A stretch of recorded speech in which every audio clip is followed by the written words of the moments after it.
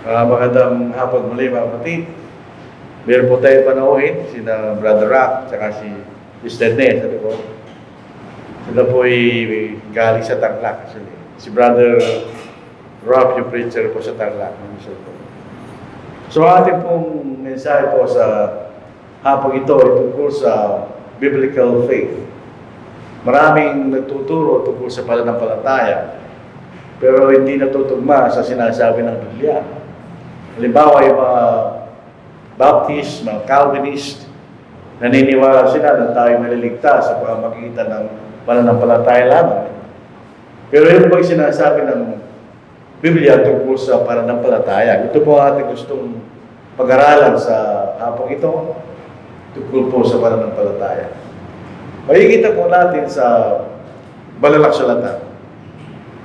Para tayo maligtas, mahalaga yung pananampalataya. Kailangan tayo sumampalataya. Yung po sa Hebrews chapter 11 verse 6, sinasabi sa atin ang kahalagahan ng pagkakaroon ng pananampalataya. Nasabi rito, but without faith, it is impossible to please Him. Kung wala tayong pananampalataya sa Diyos, imposible maging kalugod-lugod sa Kanya. For he who comes to God must believe that He is. Kailangan tayo sumampalataya kung sino ang Diyos. And that He is a rewarder of those who diligently seek Him. Pag hinahanap natin ang Diyos, tayo po yung magkakaroon ng gantimpala, sinasabi sa atin. Pero ang point po ng sumulat sa Hebreo, kung walang pananampalataya, ay hindi tayo pwede maging kalugod-lugod sa Diyos. So, mahalaga tayo magkaroon ng pananampalataya. Kailangan tayo sumampalataya. Ang problema lang po ng salitang faith, wala siyang verb. Ang verb niya, believe. Yung pong hindi ko maintindihan po.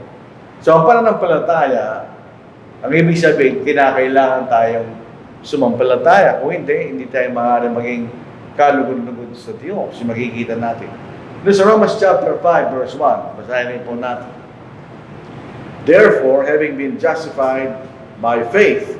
Yung salitang justified, ang sinasabi po tayo po ay hindi naman talaga tayo matuwid sa ating sariling paraan. Dahil tayo po yung mga makasalanan. Pero ginawa tayo matuwid. Justified. Kumbaga, sa ibang pananalita, having been made just, kanya. Ginawa tayo matuwid ng Diyos sa pamamagitan ng pananampalataya. We have peace with God through our Lord Jesus Christ. Yung salitang peace, ito yung reconciliation.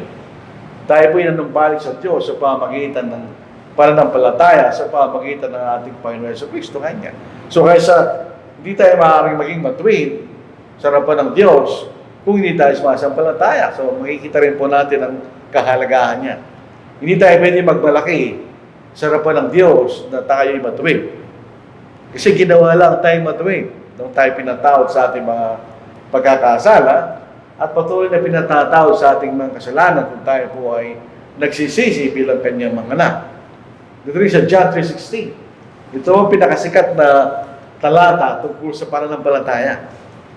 Sabi rito, for God so loved the world, yung po salitang world, ay yung mga tao, that He gave His only begotten Son, that whoever believes in Him should not perish, but have everlasting life. So, kung tayo sasampalataya sa Panginoon, tayo magkakaroon po yung nawala hanggan. So, talagang mahalaga na tayo sumampalataya dahil kung hindi tayo magkakaroon ng buhay na wala hanggan at makarating po sa langit. Hindi ba, mga kapatid? Yung sinasabi sa atin.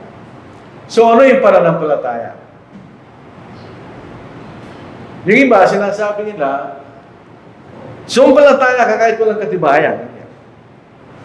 May yun po yung tinatawag ng bulag na pananampalataya. Hindi tayo sumasampalataya na walang katibayan. Tandaan po natin yun.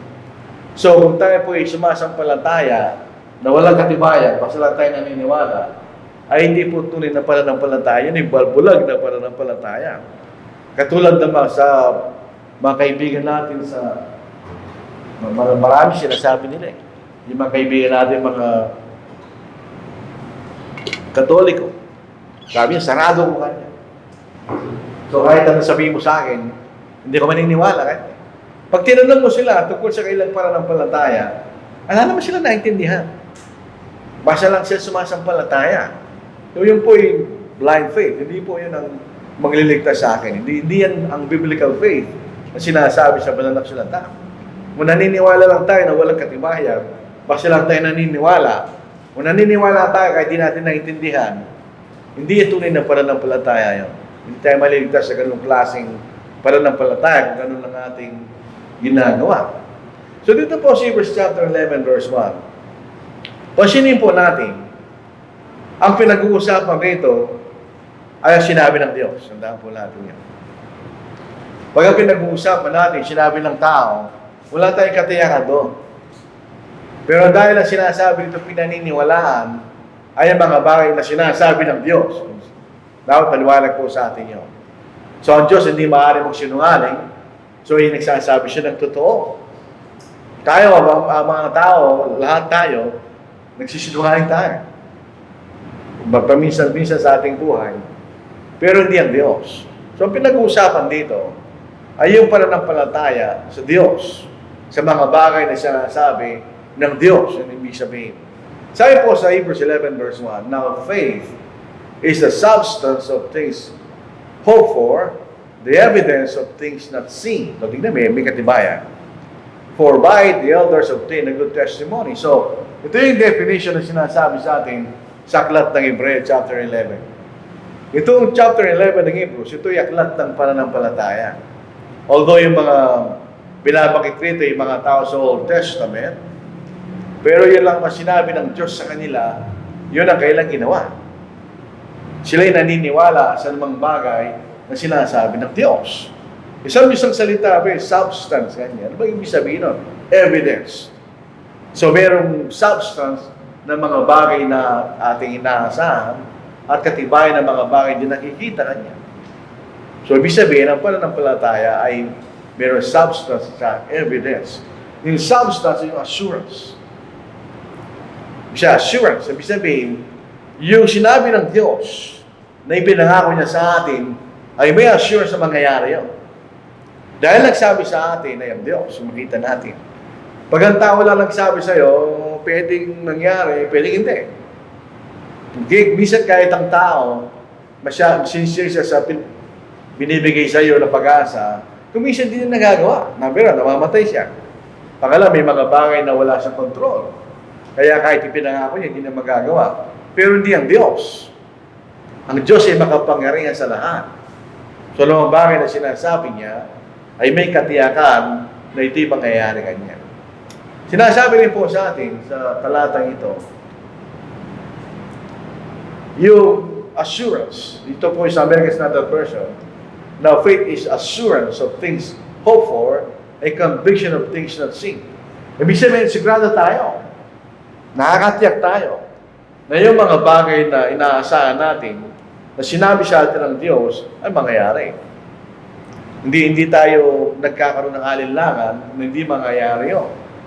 So, yung evidence ng yung ating pananampalataya, hindi po ito basta lang tayo naniniwala. Meron tayong katibayan sa ating pinaniniwalaan, mga kapatid. So, yung evidence, ito yung conviction. May mga bagay na hindi natin nakikita. Ang Diyos hindi natin nakikita.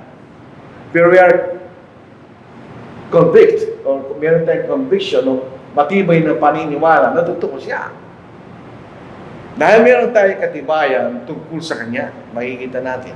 Halimbawa, dito po sa Psalm chapter 19. Bakit tayo naniniwala may Diyos? Hindi naman natin nakikita.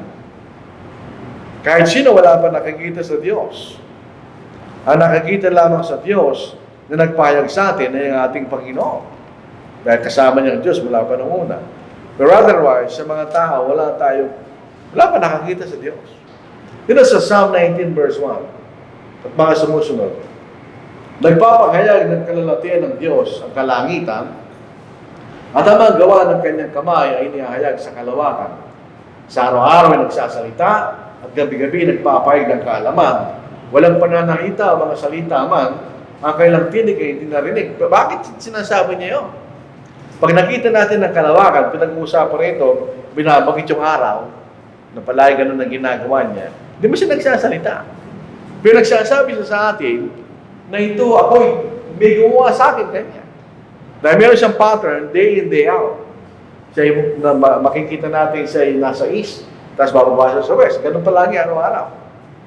So yung nagpapakita ng kalalatihan ng Diyos. Hindi siya nakikita, pero may nagpapatunay na mayroong Diyos. Sa Romans chapter 1, wala tayong madadahilan. Kaya po sinasabi sa Aklat ng Mga Awit, sa chapter 14, sinasabi ng mangmang, walang Diyos. Pagka tayo po'y naniniwala na walang Diyos, ikay mangmang. Hindi, wala kang matinong kaisipan. Basahin po natin. Ito po ang sinasabi sa atin sa verse 20 kanya, no, Romans chapter 1. Mula pa ng likahin ang sanglibutan, ang kanyang walang kapangyarihan at pagka-Diyos, bagaman hindi nakikita, ay nangunawaan at nakita sa pamamagitan ng mga bagay na kanyang ginawa upang wala silang madahilan. So, wala tayong madahilan na walang Diyos. May mga bagay na nagpapatunay sa atin, kaya di natin nakikita ang Diyos na mayroong Diyos. So, sa English Standard Version, now faith is the assurance of things hoped for, the conviction of things not seen. Kaya di natin nakikita, nakakatiyak tayo na yung mga yun ay totoo. So, hindi natin yan basta naniniwala. Kaya sabi natin kanina, meron tayong evidence tungkol sa mga bagay na nakikita. Na sinasabi sa atin ng Diyos na kailangan nating paniwalaan dahil mayroong katiyakan, mayroong evidence sa mga bagay na yan. So, may tatlong talatang ito na patungkol sa pananampalataya. Sa yung binasa na, Hebrews 11:1, Romans chapter 5 verse 1, John 3:16. Ito tatlong talatang ito, ang tinuturo sa atin, tinuturo ba ng tatlong talatang ito na yun lang ang ating gagawin para tayo maligtas? Kailangan tayong sumampalataya, wala lang tayong gagawin para tayo maligtas. Yung mga Baptist, mga Calvinist yan, naniniwala mga Calvinist na lahat ng mga bagay ay ginawa na ng Panginoon para sa atin. So wala na tayong gagawin kundi sumampalataya. Kaya naniniwala sila, pag sumampalataya ka lang, maliligtas ka, malilipat sa iyo kanila yung personal na katwiran ng Diyos sa iyo, ng Panginoon sa iyo. So ikaw magiging matuwid. Hindi man pwede yun, hindi man naililipat ang katwiran ng sino man sa iba. Ang katwiran mo yun. Ang katwiran ng Panginoon, katwiran niya yun. So, ibig sabihin, yung ba sinasabing kailangan natin gawin para tayo maligtas, sumampalataya lang tayo para tayo maligtas? Hindi. Ang salitang pananampalataya ay isang action word. So, pag ay sumasampalataya, meron kang ginagawa. Para maipakita mo yung pananampalataya. Dito sa Mark chapter 2 verse 5. And when they could not come near him because of the crowd, they uncovered the roof where he was. Sabihin, sa bahay nandun siya, binuklat nila yung inalis nila yung bubungan. So when they had broken through, they let down the bed on which the paralytic was lying. So, ibinaba nila yung bed kung saan nakahiga yung lumpo. Ano yung sinabi sa susunod? Yung ginawa nilang yun ay nagpapakita ng kailang pananampalataya. When Jesus saw their faith, paano nakita yun? Nandun na ang pananampalataya ay nasa ating kaisipan. Sa pamagitan ng kailang ginawa, na pinakita nila ang pananampalataya nila sa ating Panginoon. Dahil alam nila, ang Panginoon may kapangyarihan magpagaling. So ginawa nila yun. Sabi rito, when Jesus saw their faith, He said to the paralytic, Son, your sins are forgiven you. Dito na tayo nagtataka. Pag sa susunod na mga talatang yan, lumakad yung paralytic. Yung lumpo, lumakad siya. Pero bakit ang kasalanan mo ay pinatawad sa iyo? Para maipakita ng Panginoon na meron siyang kapangyarihan magpatawad ng kasalanan sa buhay. So tingnan niyo, at paano nakita yung pananampalataya? Sa pamamagitan ng mga bagay na kailang ginawa. Tingnan yung ginawa nila, inalis nila yung bubungan, binaba nila yung lumpo. Para lang sa makalapit sa ating Panginoon at siya ay gumaling. So yung makikita natin. Sa John 3:16, tingnan natin. Yung may pananampalataya lang. Nasabi rito, whosoever believes in Him should not perish but have everlasting life. So, maniniwala ka lang kanya. Hindi. Tuloy po natin sa Hebrews chapter 5 verse 8. So kung hindi sumampalataya, kayo maliligtas. Pero meron kang gagawin. Kailangan sumunod. Hindi ito magkalaban. Ito is parehong talata sa Biblia at parehong katotohanan. Imposibleng ito yung naglalaban sa isa't isa. Sa Hebrews 5:8, na namatay ng Panginoon at siya nabuhay na maguli, though he was a son, siya anak ng Diyos. Yet he learned obedience by the things which he suffered. For the first time, ang ating Panginoon, ginawa niya yun. Pinakita niya ang kanyang pagsunod sa mga bagay na kanyang tiniis. And having been perfected, na nagawa niya dapat niyang gawin, he became the author of eternal salvation to all who obey him. Nagsama yung dalawa. Kung ikay sasampalataya, ikay magkakaroon ng buhay na wala hanggan. Sinasabi ng sumunod sa Hebreo, pag sumunod ka sa Panginoon, ikay magkakaroon ng walang kaligtasan. So makikita natin, ang pananampalataya, may kaakibat na pagsunod. So ito yung belief plus obedience. Palaging ganon, kaya sa Old Testament, kaya sa Bagong Tipan, ang iyong pananampalataya ay pinakikita mo sa iyong pagsunod. So, hindi ka sumusunod kahit sa iyong sumasampalataya ka, hindi ka sumasampalataya.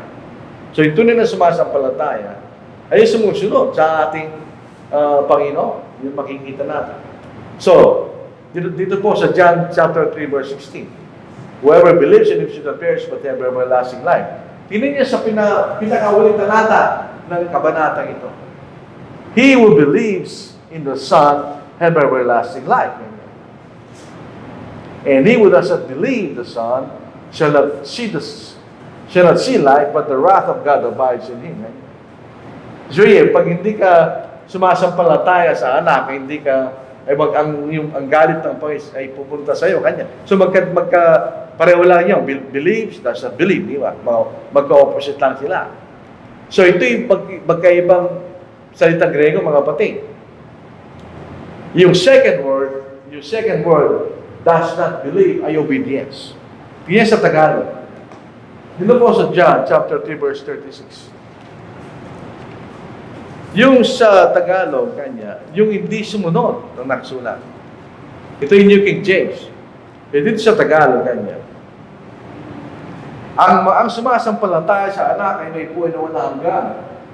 Ngunit ang hindi sumusunod, tingnan nyo. Sino yung hindi sumasampalataya?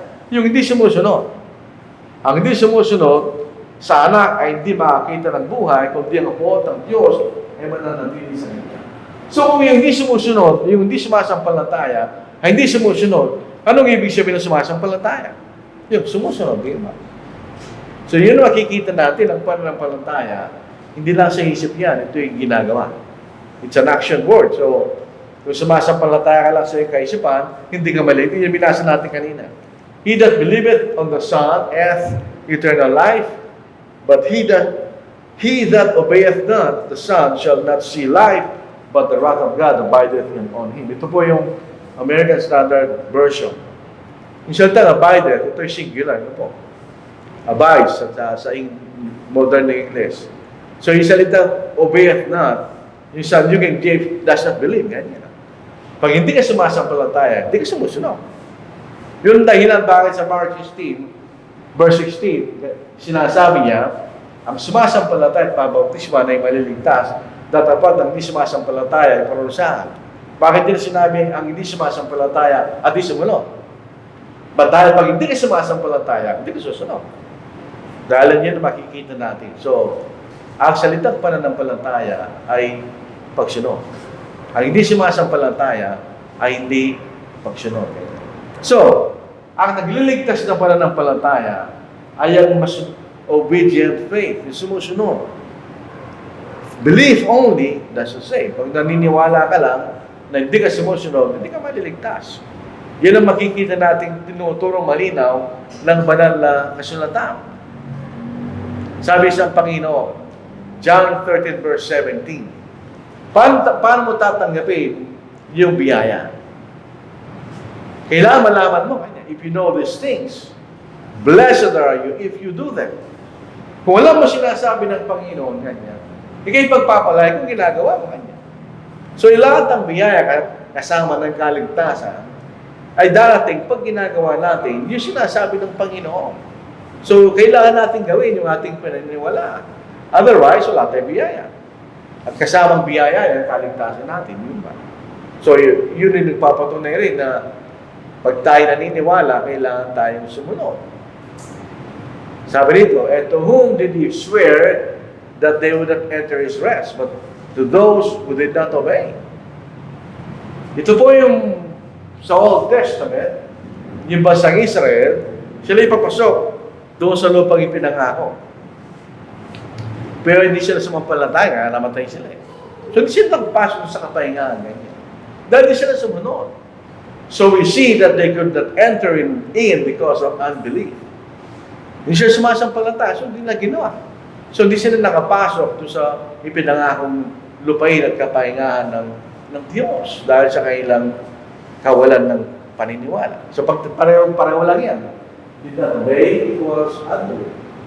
Pag hindi ka sumusunod, dahil wala kang pananampalataya. Kung minsan, common sense lang yun, di ba? Kung naniniwala ka sa isang tao at sinasabi niya, gagawin mo. Pag hindi ka naniniwala sa isang tao, sasabihin niya, gawin mo, oo, kahit hindi mo gagawin. Dahil hindi ka naniniwala doon sa tao yun. Ganon din po ang paninimpalataya na sinasabi ng pananasulatan. So, belief equals obedience. Kailangan tayong sumunod pag tayo ay naniniwala. Dito sa Romans chapter 1 verse 8. Ito ay papunin ni Pablo sa mga taga-Roma. Hindi ito Katoliko, Kristiyano sila. First, I thank my God through Jesus Christ for you all, that your faith is spoken of throughout the whole world. So, kilala ang mga Kristiyano sa Roma sa kailang pananampalataya. So, Romans 1:16 verse 19. Yung kailang pananampalataya ay alam sa buong sanglibutan. So, sikat sila sa kailang pananampalataya. So, tingnan natin sa Romans 16:19. For your obedience has become known to all. Anong pagkakaiba no? Dito sinasabi, ang inyong pananampalataya ay sinasabi sa buong sanglibutan. Dito naman, your obedience has become known to all. Ganyan. Therefore, I am glad on your behalf. But I want you to be wise in what is good and simple concerning evil. Ganyan. So, emphasize ang ating dapat gawin ay yung mabuti, yung masama, huwag natin bigyan pansin niya, sabi ni Pablo. Pero ang point niya, una, sinabi, pananampalataya. Doon, pangalawa, obedience. So, ganun pa rin, ang pananampalataya at obedience are one and the same. Hindi mo sila pwedeng paghiwalayin. Although hindi sila parehong kahulugan, pero sila yung pagkapareho lang in essence. Dahil kung ikay sumasampalataya, ikay sumusunod. Kaya ka sumusunod dahil ka sumasampalataya. So, tingnan dito pananampalataya binabangin. Sa kabila, obedience. So, yung pananampalataya nila ay nakikilala dahil sila sumusunod.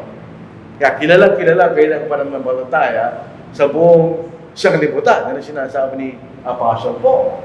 So, ang biyaya, sa Ephesians 2:8, ito pinakasikat na ginagamit nilang talata. For by grace you have been saved through faith, and not of yourselves, it's the gift of God. So, ating kaligtasan, hindi galing sa atin yun. Ito'y biyaya, galing sa Diyos.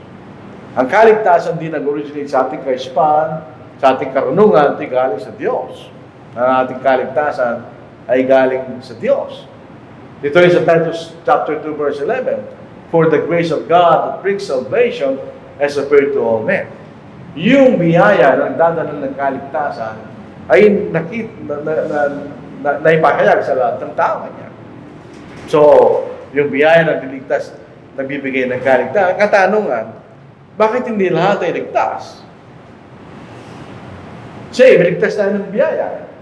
Pero bakit hindi lahat ng tao ligtas? Ang biyaya na nagbibigay ng kaligtasan ay naipakita sa lahat ng tao, pero hindi lahat ay ligtas. So, anong problema natin? Anong problema ng mga tao? Bakit, despite ng biyaya ng Diyos, ay hindi lahat ay maliligtas? Dahil may dalawang bahagi yan. Ang salitang biyaya, ito ang lahat na ginawa ng Diyos para maligtas tayo. Yun ang bahagi ng Diyos. Lahat ng mga bagay na kailangan natin para tayo maligtas, ginawa ng Diyos yun. para tayo maligtas. So yun ang biyaya ng Diyos. Ano yun? Nung namatay ang Panginoon sa krus, yun ang biyaya ng Diyos. Ito yung pinala ng Diyos mula pa nung unang bago siya naglalang. Kaya ano pang biyaya? Pwede nating malaman ang kalooban ng Diyos na nagbibigay ng kaligtasan. At ang lumang tipan, pati na yung mga bagay na nangyari, nakikita natin yung plano ng Diyos ng kaligtasan sa buong Biblia. Yung Old Testament, yan ang para bagang yun ang yung simula. Doon nangyayari ito. Tapos ang pagtatapos ay sa bagong tipan. So yung paghahanda ay sa Old Testament, ang katuparan ay sa bagong tipan. So magkapareho lang sila. Sabihin, ng Old Testament, nakita natin ng bansang Israel, dahil ang paggagalingan ng Panginoon sa laman. So iningatan ng Diyos ang bansang iyon hanggang naipakanak ng Panginoon. So yun makikita natin, yun ang biyaya ng Diyos na mababasa lang sa Biblia. Ang lahat ng ginawa ng Diyos para magkaroon tayo ng kaligtasan. Ito isang bagay na hindi tayo karapat-dapat. Dahil tayo makasalanan, tayo kaaway ng Diyos. Hindi tayo karapat-dapat sa biyayang iyo, pero binigay pa rin ng Diyos. Dahil sa pagmamahal niya sa atin. So yung biyaya, ano na, pananampalataya. So by grace you are saved through faith. Yung biyaya, yan yung bahagi ng Diyos. Yung pananampalataya, yun ang bahagi natin. Kahit nandun pa yung biyaya, kung wala kang pananampalataya, hindi ka pa rin maliligtas. So ano yung pananampalataya? Lahat ng mga bagay na ginawa ng tao para sumunod tayo doon sa biyaya ng Diyos. Yung bahagi, yung biyaya ng Diyos, meron kondisyon yun. So yung grace ay conditional grace. Pag ginawa natin yung kondisyon ng biyaya, ay magkakaroon tayo ng kaligtasan. So yung biyaya, lahat ng ginawa ng Diyos para tayo maligtas. So yung pananampalataya, yun ang ginawa natin ayon sa sinasabi ng Diyos. So yung pananampalataya, ibig sabihin, naniniwala tayo sa sinasabi ng Diyos na dapat natin gawin at ginagawa natin. So pag ginawa natin ang lahat na kinakailangan natin gawin dahil ito sinasabi ng Diyos, paliligtas ka. Ika'y patatawanan ng Diyos sa ating mga pagkakasala. So yung ginagawa natin, hindi galing sa atin yun. Yun ay galing sa Diyos. Yun ang utos na dapat natin gawin. Yung mga bagay dapat natin paniwalaan. So dalawang bahagi ang kaligtasan. Bahagi ng Diyos at ang bahagi ng tao. Naniniwala tayo sa ginawa ng Diyos eh. Dahil di naman sinungaling ang Diyos. Ang pananampalataya ay hindi lang sinasabi mo. Ako'y sumasampalataya. Hindi. Sa Matthew 7 verse 21, not everyone who says to me, Lord, Lord, so naniniwala ka niyo, shall enter the kingdom of heaven, but he who does the will of my Father in heaven. So yung makikita, pag sumasampalataya ka, hindi ka lang nagsasalita na ikay sumasampalataya. Ginagawa mo kalooban ng Ama na nasa langit, yun ang pagpapakita mo ng iyong pananampalataya. So James chapter 2 verse 26. Kung pananampalataya lang, walang kwenta yun. Sabi nga po rito, inaalin tulad ng kamatayan ng katawan, pag iniwan ng espiritu, ay patay. So faith without works is dead also. Kung ating pananampalataya, walang pagsunod, wala rin kalagayan, patay din yun. Kung paano ang katawan, wala nang kwenta pag iniwan ng tao o espiritu, mabubulok na lang yun. So, pananampalataya na walang paggawa, bulok din yun. Hindi rin magliligtas sa atin. So, higit lang yung sa tayo naniniwala, yung salitang pananampalataya. Paano natin may papayag ang ating pananampalataya? So, yung proseso. Sinasabi sa atin ng Diyos kung anong gagawin natin. At, ginagawa natin. Tayo sumusunod sa mga bagay na sinasabi ng Diyos. Yun ang pananampalataya. Yun ang tunay na magliligtas sa atin. Pero sa Ephesians 2:9, not of works lest anyone should boast. Ito po ay ginagamit ng mga Baptist para sabihin na hindi tayo maliligtas sa pamagitan ng bautismo ngayon. Dahil ang bautismo na po ay gawa. Hindi po yun ang ibig sabihin. Yung salitang salvation by works. Ito yung katulad sa Old Testament. Sa Old Testament, pag nakasunod ka, hindi ka nagkasala, maliligtas ka. So you earn your salvation. Pero pag hindi ka nagkasala ka, walang kapatawaran. Walang biyaya doon. So yun ang salvation by works. Kahalintulad yan, pag nagtatrabaho ka, you earn your wage. Dahil nagtrabaho ka. Pag nagtrabaho ka, meron kayong kondisyon. Kaya ka nagtrabaho ng 8 oras, ganito sweldo mo kayo. Yung mga sweldo mo, biyaya. Hindi, you earn. Dahil nagtrabaho ka ng 8 oras. Yun din ang sinasabing not of works, ganyan. Hindi, pag salvation by works, hindi ka nagkasala. So you earn your salvation. Wala naman taong gano'n. So hindi gano'n nagkaligtasan. Dahil kung pwede kang hindi magkasala, pwede kang magbalagay sa Diyos, hindi mo kailangan ng biyaya niya. Kawalaan mga kasalanan. Unfortunately, hindi gano'n dahil lahat tayo ay nagkasala. So dito sa Genesis 6:8, dito binanggit yung biyaya for the first time sa Biblia. But Noah found grace in the eyes of the Lord. For the first time, nabasa natin yung salitang biyaya sa buong Biblia. So, anong biyaya mo? Nung nagkaroon ng planong Diyos, nalipulin niya ang lahat ng mga tao dahil sila makasalanan. Niligtas niya si Noah. At ang kaligtasan ay sa pamamagitan ng utos, nagagawa siya ng ark para maligtas sa baha si Noah at ang kanyang buong sangbahayan. At ginawa ni Noah lahat ng pinag-utos ng Diyos sa kanya. Basahin mo na sa Genesis. Ito isang uliran sa atin, o pattern. So, anong ibig sabihin ng pagsunod? Basahin mo na sa Genesis chapter 6 verse 22. Meron bang pinalitan si Noah? Wala. Gayon ang ginawa ni Noah, o Noe, ginawa niya ayon sa lahat na inutos ng Diyos sa kanya. So lahat ng inutos ng Diyos, wala siyang pinilitan doon. Kaya siya naligtas. Sabi niya, by faith. Wala naman sinabing by obedience. By faith. Pero ginawa ni Noah lahat ng pinag-utos ng Diyos. By faith, Noah, being divinely warned of things that he had seen, yung baha, wala pa yun. Wala pang ni katiting na clue na magkakaroon ng baha. Pero gumawa siya ng daon. Dahil naniniwala siya na magkakaroon ng baha. Moved with godly fear, prepared an ark for the saving of his household. So, saan galing ni prepared an ark? By faith. Sinabi ng Diyos sa kanya. So, sinunod niya ni Noah lahat ng mga bagay na pinag-utos ng Diyos. So, yung grace, yung ark. Gawa ka ng ark, yun ang grace. Ano yung faith? Sinunod ni Noah, yung sinabi ng Diyos. Nangyari ba na siya naligtas? Oo. Lahat ng tao nalipol, maliban lang sa 8 kaluluwa. Dahil sa biyaya ng Diyos. Tanong, ito ba'y dahil sa karunungan ni Noah? Hindi lumubog yung ark eh. Yung ba'y dahil si Noah ay magaling na engineer na gumawa ng napakagandang ark? Hindi, ito'y biyaya ng Diyos. Yung disenyo ng ark, hindi galing kay Noah yun. Ito'y galing sa Diyos. Gopher wood, ganyan, dahil ito'y matibay sa tubig. So yun ang pinagawa ng Diyos. Ginawa ni Noah. Ito'y kaloob ng Diyos kay Noah at sa kanyang isang bayan. So merong biyaya, makita natin, pero meron ding kaakibat na pagsunod. Ganon din po sa panahon ni Moses. Ito, parang ito sa pelikula ito eh. Yung sa 10 Commandments. Nung maliit kami, ako siya, si Ron, tsaka yung tatay namin, nanood kami ng 10 Commandments. Nung panahon na yun, bilib na bilib yung tao dyan.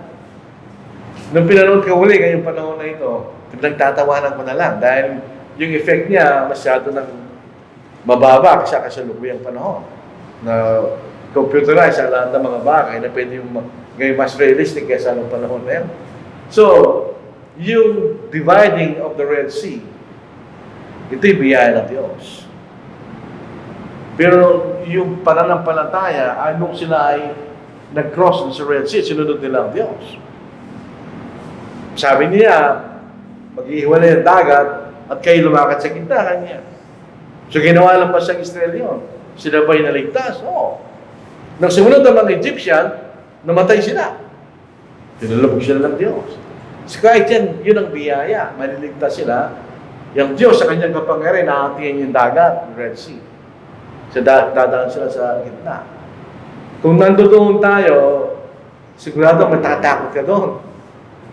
Nakita mo yung dagat, naghiwalay.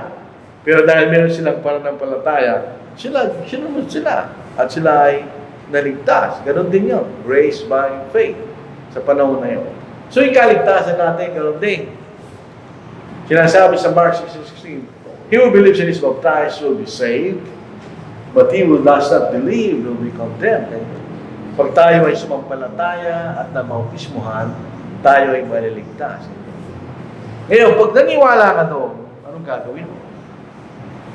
Noong nangaral po sa Philip, doon sa Samaria, at ipinangalan niya yung Ebanghelyo kanya.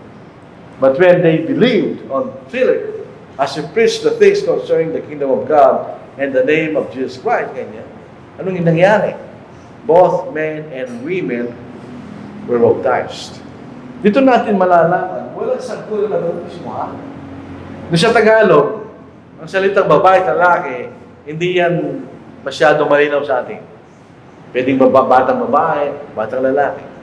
Pero sa English, pag sinabing men and women, walang bata diyan. Kung sila sumampalataya, lahat ng lalaki at babae sumampalataya, sila na bautismuhan. So, he who believes and is baptized will be saved. Dahil kayo naniwala, kayo susunod. So, sila naligtas. Ito isang halimbawa ng pananampalataya at pagsunod, mga kapatid. So, bilang panghuli sa ating we are saved by grace. Totoo yun. Yan ang biyaya ng Diyos. But not by faith only. Pag sumampalataya ka lang, wala kang ginawa, hindi ka maliligtas. Basahin natin sa James. Yung pong talatang ito, kinatatakutan ng Baptist. Dahil nababasa yung pananampalataya lamang, pero hindi naman sila maliligtas. Basahin po natin sa James chapter 2. Mula dito po sa verse 24. Nakikita ninyo na ang tao ay naaaring ganap sa pamamagitan ng magawa at hindi sa pamamagitan ng pananampalataya lamang. Pwede yung palitan yung gawa ng pagsunod dahil yan ang kahulugan. Nakikita ninyo ang tao ay inaaring na sa pamamagitan ng pagsunod at hindi sa pamamagitan ng pananampalataya lamang. Sa verse 26, binasa na natin kanina, sapagkat kung paano ang katawan na walang espiritu ay patay, ngayon din naman ang pananampalataya na walang magawa ay patay. So, hindi tayo maliligtas sa pamamagitan ng pananampalataya lang. Walang biyaya doon. Ito lang sinasabi natin, kababasa natin. Ang tanging pagkakataon na mababasa mo yung faith only ay sa James chapter 2 verse 24. Pero baligtad pa doon sa tinuturo nila. Dahil ang pananampalataya ay hindi na kailangan meron isang paggawa. Pag faith only, hindi siya action word. Wala kang gagawin. Pero alam po natin, faith is an action word. But Titus chapter 2 verse 11, yung tanong kanina, bakit hindi lahat naligtas? Samantalang ang biyaya ng Diyos ay dumating sa lahat ng tao. Dahil hindi lahat ay sumampalataya. So, andun ang biyaya, kailangan nating kunin sa pamamagitan ng pananampalataya para makating tayo sa langit magpakailanman, eternally. So, napakasimple lang pananampalataya sa Biblia. Mula sa Genesis hanggang sa Apocalypse, hindi nagbabago yun. Dahil ang pananampalataya ay ang paniniwala sa Diyos at pagsunod sa Kanya.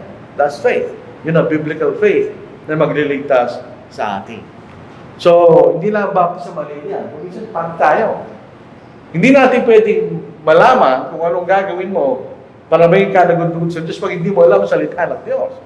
Dahil nagagalan lang natin ang kalooban ng Diyos pamagitan ng banal na salita, hindi ka pwede mag-isip sa iyong sarili, ito yung kalooban ng Diyos. Kamo, hindi sa Biblia na. So pag hindi natin ang Biblia, wala tayo pananampalataya. Faith comes by hearing, and hearing by the word of God. So maraming salamat po sa inyong pakikinig. Tayo po ay dumako na sa collection po, mga kapatid.